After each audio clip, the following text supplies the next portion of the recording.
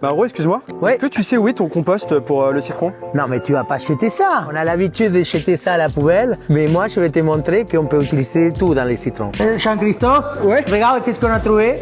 Il va te montrer la tarte zéro gaspille. Pour commencer la tarte, on a un fromage de chèvre frais. Je commence par extraire le zeste du citron. Je fais assaisonner, un peu de sel, un peu de pistache haché. On mélange.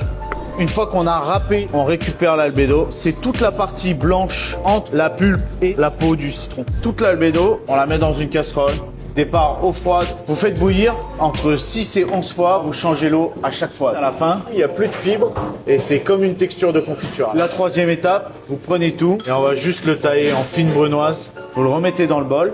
Et avec le jus de citron, on a fait une gelée à l'agar-agar. Ça nous donne la texture pour lier toute cette brunoise d'albédo. Ensuite, avec ce même gel, on a fait un glaçage de jus de citron. En fait, c'est la même recette, sauf que au moment de mixer, vous rajoutez un peu de jus de citron. Ensuite, on a préparé une base de feuilletage avec un praliné pistache.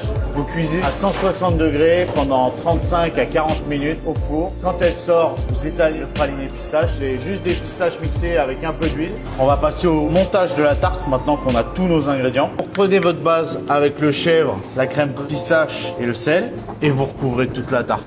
Pour un confort de dégustation, je vais mettre les segments de citron au cœur de la tarte.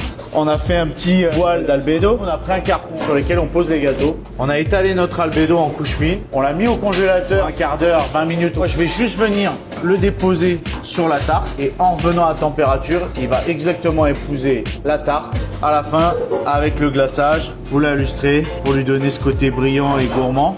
Et là, vous êtes prêt à déguster. J'aime bien cette amertume. Plus besoin de jeter de citron à la poubelle.